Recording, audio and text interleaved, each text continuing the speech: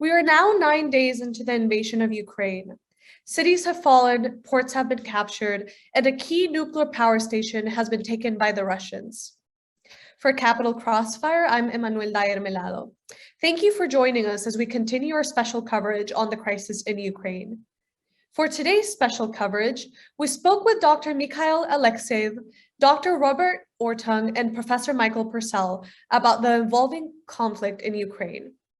Dr. Mikhail Alexseev is a Ukrainian-born professor of political science at San Diego State University, whose studies have focused intensely on the conflicts of Eastern Europe, including those between Russia and Ukraine. Dr. Robert Orttung is a professor of international affairs here at GW. His study focuses on Russia, Ukraine, and energy diplomacy.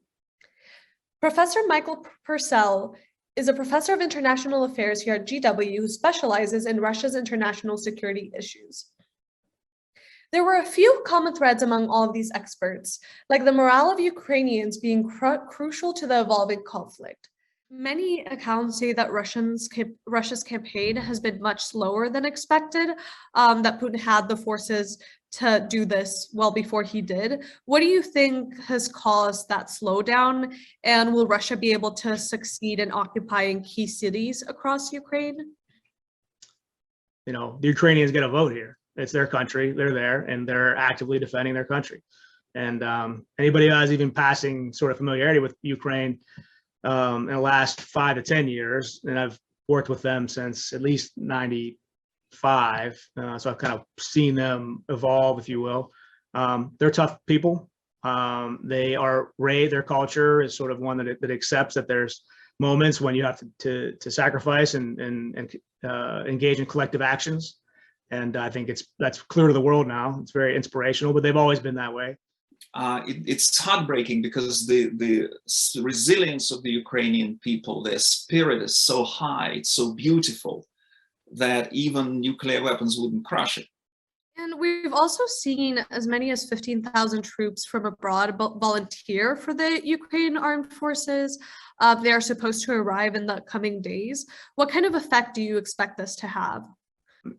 The infusion of individuals is not going to have a significant effect very quickly, because it's hard to assimilate 15,000 people to do anything, right? But let's talk about the second effect, which is sort of the boost to morale. That, you know, how many countries have at least one person, right, rolling into Ukraine, hopefully with good intentions of helping out. It's hard to discount. You know, Napoleon said the physical is to the moral as the three, one is to three, right? So this moral boost to the legitimacy of their fight, I think has already and will continue to have a very significant effect, because it not only bolsters their sense of purpose, but it also deflates the Russians' faith and confidence in their own government, and we're seeing plenty of evidence that that's in effect at the moment. Another commonality they addressed was the importance of energy diplomacy and continued use of sanctions. We also spoke with Professor Colin Clear last week, who also worked on energy diplomacy, and he spoke about Russian oil in his interview. Of course, the West still buys a large portion of their oil from Russia, and they have said they will not stop doing so out of fear of rising gas prices. Do you think this stance could change in the future? Will the West ever embargo Russian oil? And would that be enough to end this conflict, or at least stall it? I don't think that it would be enough to immediately end the conflict. In the longer term, I think it could be a potentially useful weapon, and certainly we use that against Iran, and that imposed incredible damages on the Iranian economy.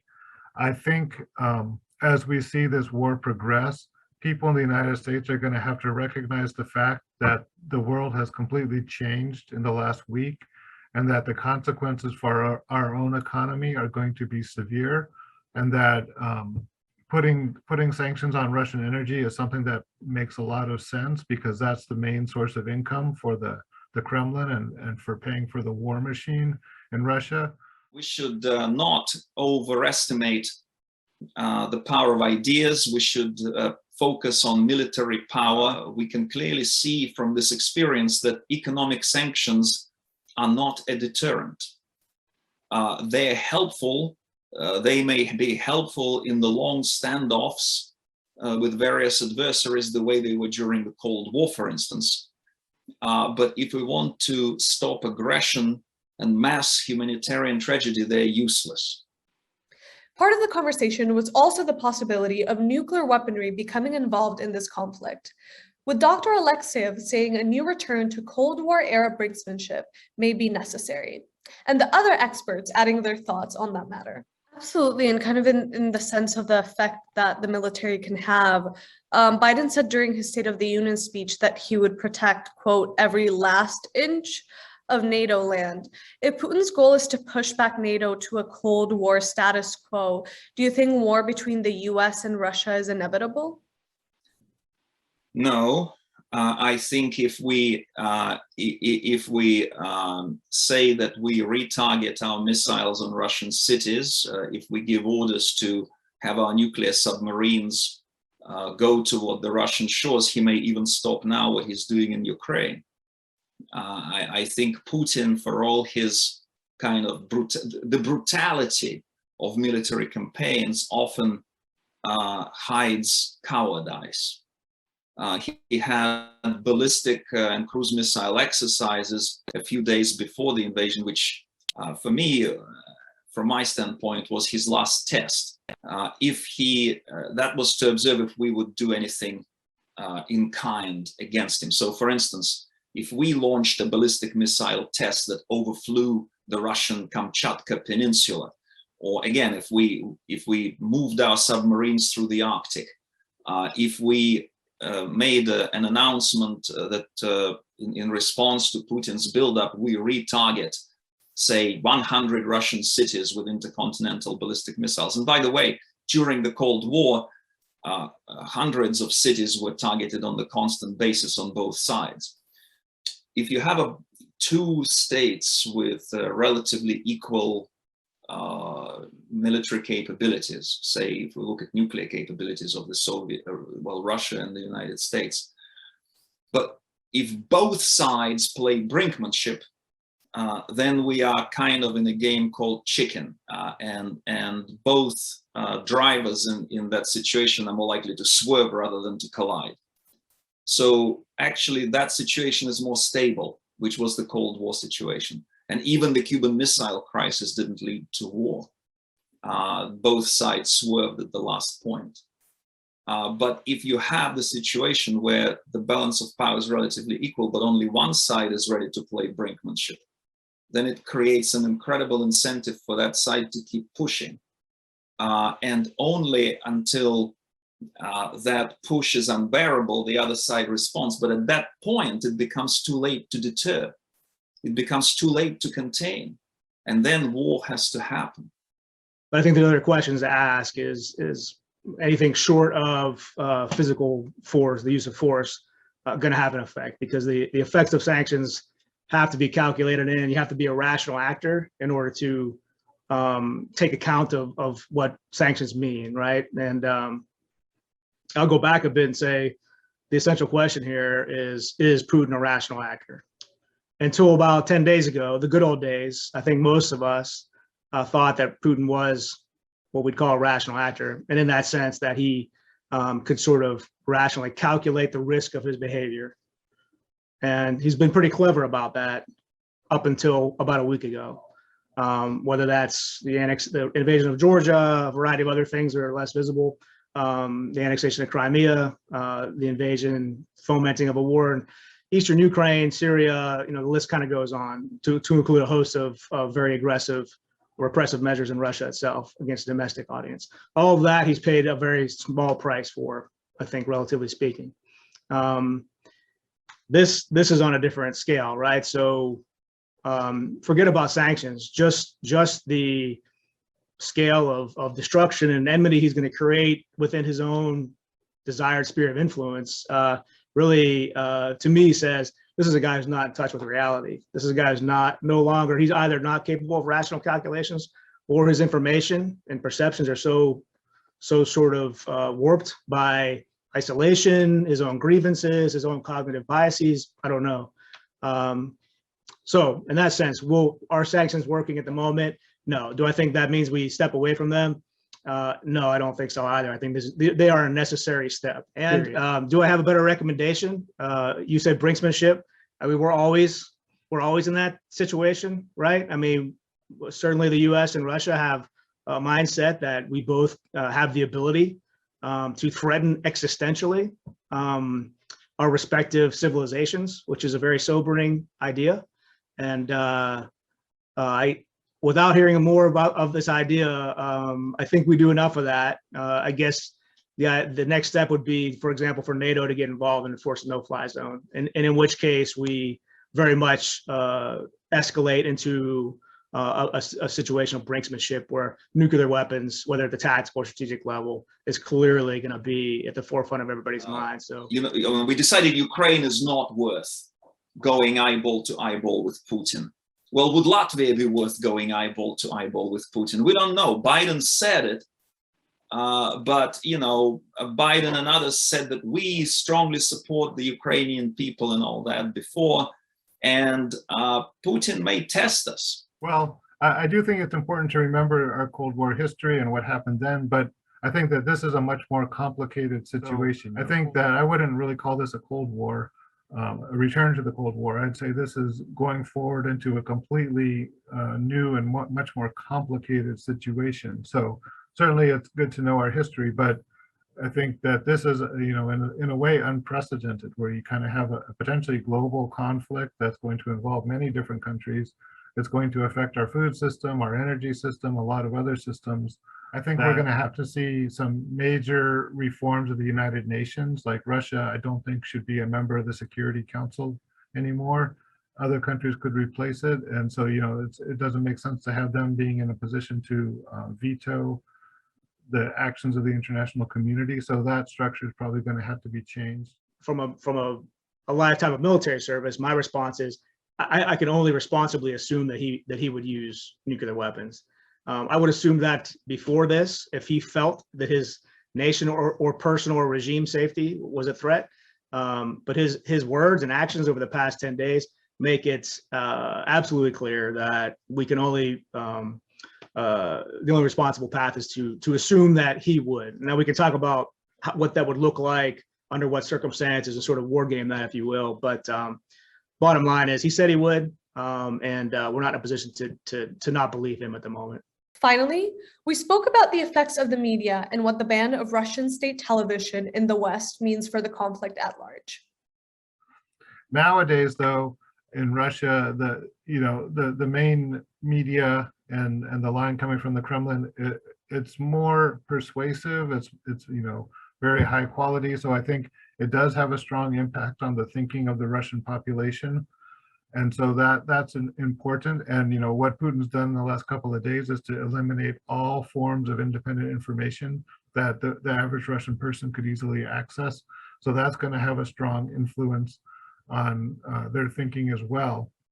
I think I look back 10, 20, 30 years to see how the Russian state was able to gather enough, to mobilize itself to even attempt something like this, because it is, for those of us who spend a lot of time in that space and watch and read in Russian, and it's absolutely nuts, right? I mean, it's really still to this day hard to imagine this is going on, because these are brotherly peoples, and most Russians in European Russia are of mixed descent that includes Ukrainian blood. So in effect, it's a bit of a civil war. So what Russia's done very effectively, very cynically, very perniciously, is to manage the information environment for their domestic audience, and in order to shape a certain worldview. The bigger problem is, of course, many of the Russians do believe that they are fighting the Nazis in Ukraine, even though that's absurd. And we've seen, for example, RT is it's hard to measure its actual impact. And RT America, I think, had almost zero impact, but RT as a flagship station, the RT in general, I think that does have a big impact. If you look at it on YouTube and other places, it has very high viewership numbers. And so that's extremely important, I think. if you may be familiar with this, but there's discussion often of the battle between the fridge and the TV. And if you've heard this right, the idea is that this is sort of the social contract that the Russian people had with Putin, that when he came into office, he was very fortunate that oil prices went up, the GDP doubled over 8 years. He brought some renewed competence to government services as well. But the idea was that, hey, the fridge gets fuller, so we're willing to put up with a loss of liberties. And as things get worse in terms of quality of life, and since 2014, there's been some significant pressure there, they've really amped up the TV. And by that, we mean not a physical, TV certainly is the most important mode of transmission at the moment in Russia still, but the state sort of led effort, a state promoted effort to create these narratives that would somehow get somebody to believe even remotely that the Ukrainian administration at the moment, which is there because of a free and fair election, is somehow a neo-Nazi or a fascistist regime is nuts. But when you're talking to many Russians or when you're interacting with them, they've been cultivated enough through the use of propaganda and very sophisticated narratives through movies, through TV, through online, through proxy actors, such that they've created this environment where it's reasonably acceptable to much of the Russian audience. It's like boiling a lobster alive, right? The Russian people have sort of been very slowly sort of desensitized to the lack of press freedoms, media freedoms. Thank you so much. And kind of as our last question, we've seen footage of thousands of Russian citizens gathering in cities from Moscow to St. Petersburg, with the Russian police becoming involved in arresting thousands. How important is the support of the Russian people to Putin's actions? And do you think these protests are indicative of broader trends in the Russian population? The amount of discontent in the moment is approaching sort of historical highs. How important is it? You know who's the best guy to tell you that is the Kremlin, because they are very, very tuned in to this, and they've built these repressive mechanisms into place exactly for this moment. And I think for Americans, we tend to think of ourselves as a sort of a country born of revolution, and we tend to look for these crescendo moments where a population might sort of take control, as happened in Ukraine, as happened in Georgia, and what we call the color revolutions across that space. There's a meme floating around, not supposedly, I've kind of confirmed it now. It's a picture of Shogoy, the defense minister, and the chief of staff, chief of the armed services, sitting together at Putin's very long table, which I'm sure you've seen. And the chairman's saying to the defense minister, hey, you're sitting closer, hit him with something, meaning Putin, right? And the defense minister says, all right, what am I going to hit him with? He's 20 meters away. And the joke is twofold, right? One, that many Russian people were hoping that he'll be taken out by his own folks. But then secondly, poking fun at the Russian army that they've done poorly. And these are Russians making fun of this, that they can't hit something that's only 20 meters away, right? So it sort of gives you some insight in two ways into sort of the cognitive space of Russians at the moment. At Crossfire, we'd like to thank all of the experts who spoke with us today for providing their invaluable insights as we continue to track developments in the evolving conflict. As the situation develops, we will continue to provide the GW community and the public at large with the most up-to-date information and expert input. So stay tuned for more coverage on Facebook, Instagram, and YouTube. You can find all of those links in the description. From all of us at GW TV, I'm Emmanuelle Dyer-Melhado. Thank you for tuning in. We'll see you next time.